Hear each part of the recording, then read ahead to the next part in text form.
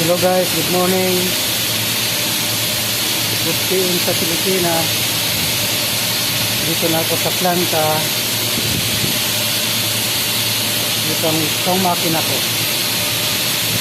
Wala akong trabaho ngayon. Maglilinis lang ako kasi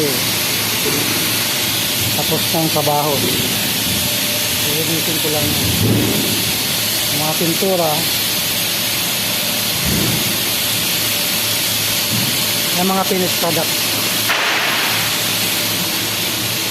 Dito naman sa sweeping, nagliliwan ng rodo, ito ang gawa ko.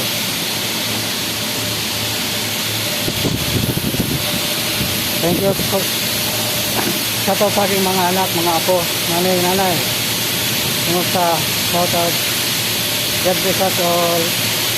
Dito sa kaplantan. Last day at the work.